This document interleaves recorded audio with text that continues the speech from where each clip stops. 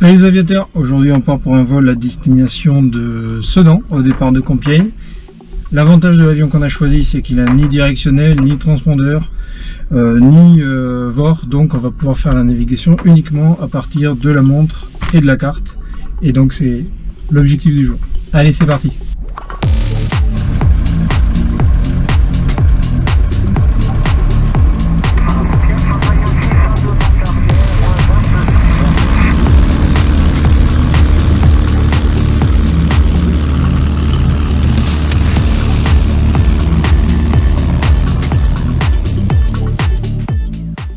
Aujourd'hui, nous allons aborder de façon pratique la navigation à l'estime.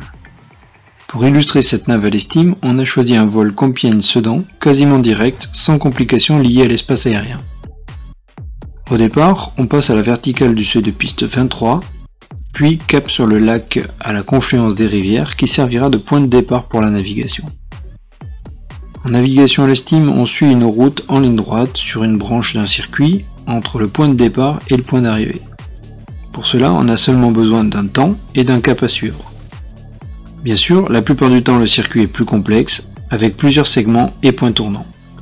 Dans ce cas, on applique la même règle pour chaque branche de l'itinéraire. En vol, il nous faut une méthode simple. On va utiliser des repères en route. Ces repères serviront à la fois au recalage latéral de la trajectoire pour revenir sur la route si on en a dévié, mais aussi au recalage en distance parcourue en relevant le temps de vol à la vitesse de croisière entre deux repères. On va alors utiliser seulement trois outils, la carte, la montre et le compas.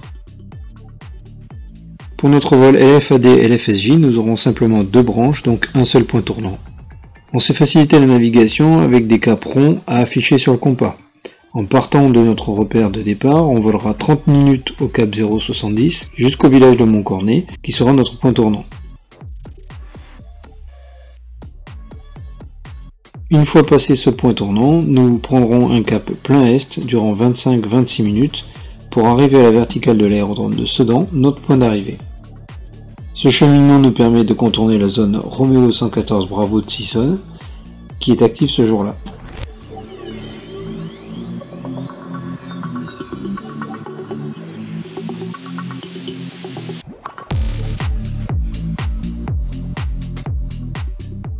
On va illustrer la gestion de la route durant la seconde branche du vol entre le point tournant de Montcornet et le terrain de Sedan. Sur cette partie du vol, il y a vraiment très peu de repères pour nous aider lors de la navigation. On va devoir être précis et collé à la route pour arriver à Sedan. Il va donc falloir surveiller très souvent le bon respect du cap affiché sur le compas pour éviter que notre route réelle ne dévie par rapport à la route prévue. Pourtant, il y a toujours une marge d'erreur qui s'accumule au fil du vol. C'est ce que l'on appelle l'incertitude. Par exemple, un écart de 10 degrés à gauche de la route engendre au bout de 40 nautiques une incertitude de 10 km au point d'arrivée. Ici, on voit que cela peut nous faire passer au nord de la ville de Sedan. Évidemment, dans ce cas, on va louper le terrain, voire aller se perdre en Belgique. Il faut donc rester très concentré sur la tenue de cap et se limiter à des écarts de plus ou moins 5 degrés par rapport au cap visé. Mais même en mettant le paquet à un écart momentané pour lire la carte, sélectionner une fréquence ou faire un tour des paramètres de l'avion peut facilement nous faire dévier. La solution consiste donc à se recaler sur la route à l'occasion de passages de repères fiables appelés repères en route.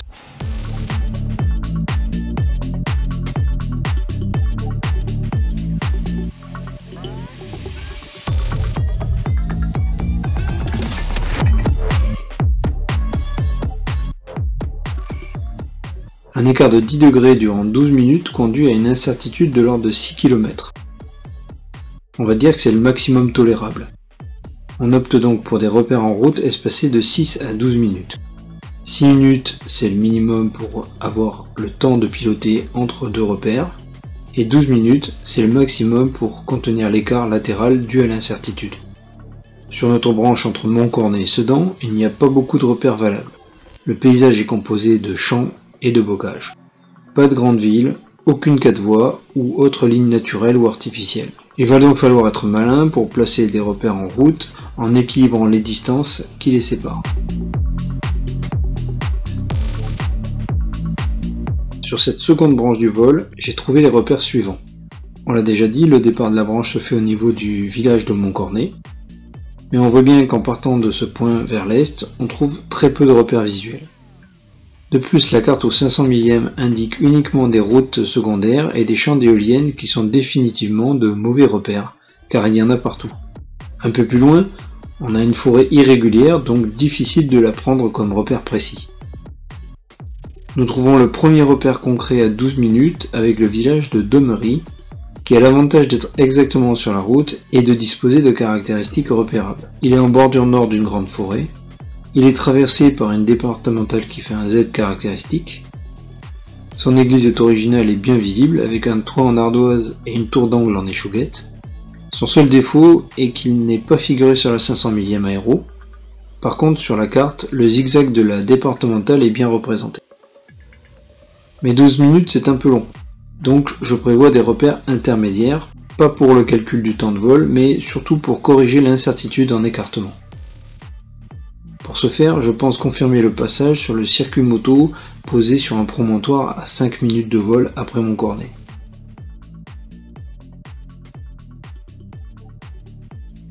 Et aussi je prévois de repérer la pointe caractéristique de la forêt à 8 minutes de vol.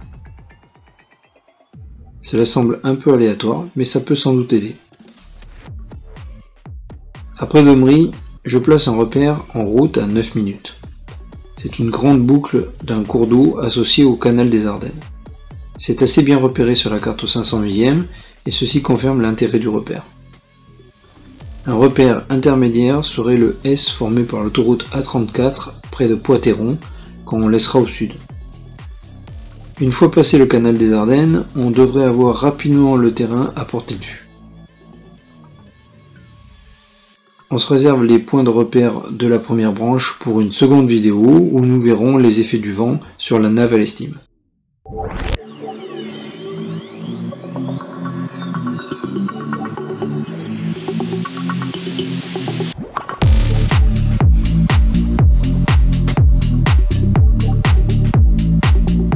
Allez, on reprend le cours de notre vol au niveau du point tournant de Montcornet. L'outil essentiel en vol, c'est le log de nav. Sur ce document au format A5, on a noté dans un tableau le point de départ, les points de repère en route, les points tournants et le point d'arrivée. Entre chacun de ces points, on s'est noté les routes à suivre, les distances et les temps de vol entre chaque point. À ce stade, on peut déjà lire les horaires de passage notés durant le début du vol. À 11h20, on a mis le moteur en route, on est arrivé à 12h11 à notre point tournant de Montcornet. Précisément, on a pris notre top à la croisée de la départementale 966 au sud de Montcornet.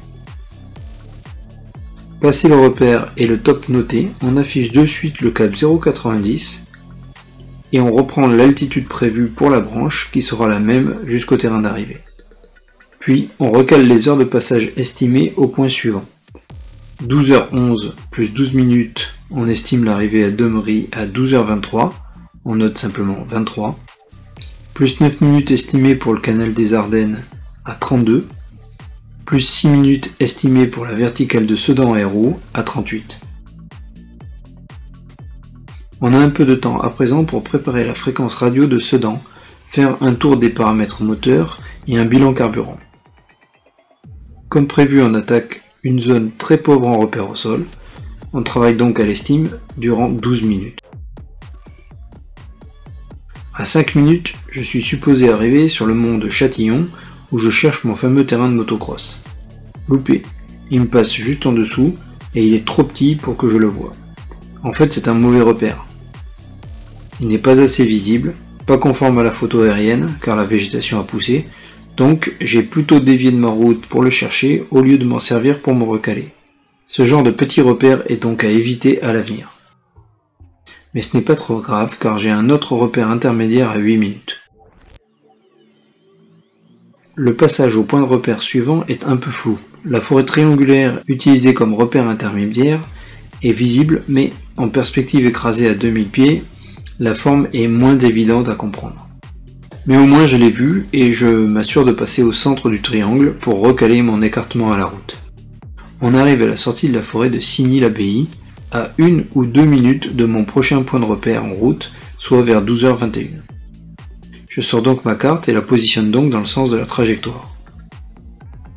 Puis je cherche d'abord les indices principaux qui vont me situer par rapport à mon repère. Je cherche un village à la lisière de la forêt, traversé par une départementale faisant un grand Z et une église singulière au milieu. Je confirme ensuite le point en vérifiant le dessin du village de Domery, la grande forêt au sud, la route départementale en Z, une église au clocher particulier. C'est bien mon repère. Il me passe sous l'aile et me permet de revenir parfaitement sur l'axe de la route directe. Je prends alors un nouveau top, il est 12h23. Je commence par passer au plus près de mon repère pour me recaler sur la route, puis je réalise une procédure courte pour recaler ma navigation. Je prends mon log de nav, je note le chrono relevé à l'instant, il est identique à l'estimé, donc je mets simplement une coche pour confirmer l'heure de passage et descends à la ligne suivante. Cette ligne me donne les paramètres du segment suivant, entre Domery et le canal des Ardennes, que je devrais atteindre dans 9 minutes, soit à 32 à ma montre. Mon cap sera 0,90, mon altitude 1800 pieds, donc inchangé. La suite de la checklist au point de repère est consacrée à des items classiques. Réglage radio, radio-nav mais on n'est pas équipé, vérification moteur, autonomie carburant et directionnel si j'en avais un. Toujours au cap 0,90, j'avais prévu de me situer à l'aide du S de l'autoroute A34. On le voit bien, c'est rassurant, mais pour recaler la route, c'est un peu inefficace, vu l'étendue de cette courbe.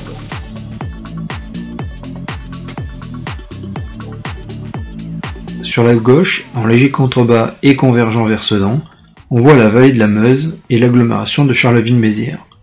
C'est rassurant car on sait qu'en pratiquant l'erreur systématique, on pourrait rejoindre la Meuse en partant vers le nord, puis la suivre pour atteindre facilement le terrain de Sedan.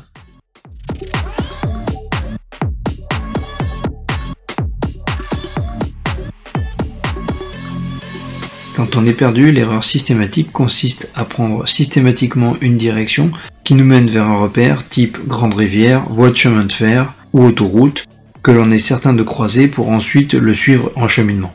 C'est utile de prévoir des options d'erreur systématique comme solution de secours dans le cas où l'on s'est planté durant la navigation à l'estime.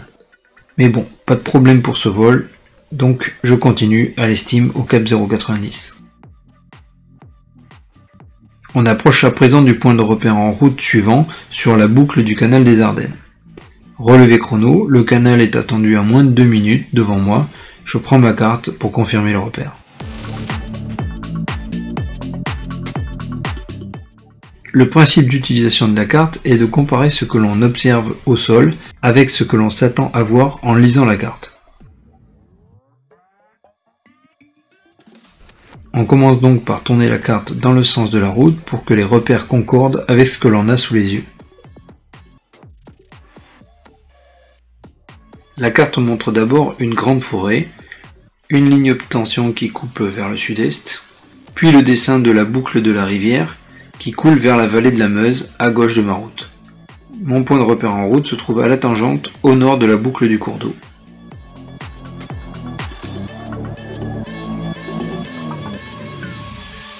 Maintenant je regarde en dehors pour comparer le dessin de la carte avec ce que l'on aperçoit au sol.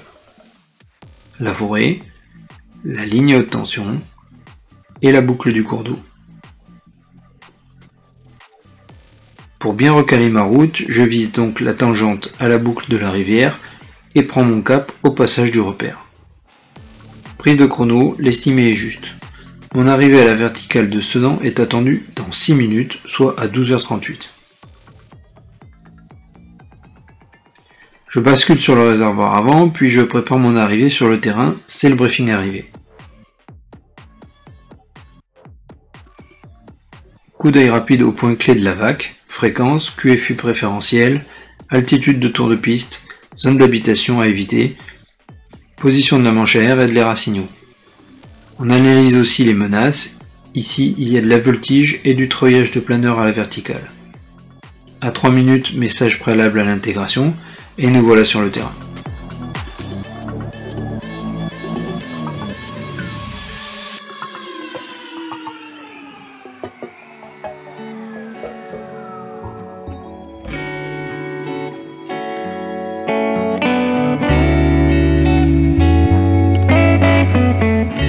Sur le terrain de Sedan, on trouve un petit musée de l'aviation, mais pour le visiter, il faut s'annoncer à l'avance. Ce jour-là, le bénévole gardait ses petits-enfants. C'est raté pour moi. Pour me rattraper, je décide d'aller survoler la vallée de la Meuse dans sa traversée des Ardennes. Allez, on se quitte sur ces images. A bientôt sur la chaîne Aviateur et bon vol à tous.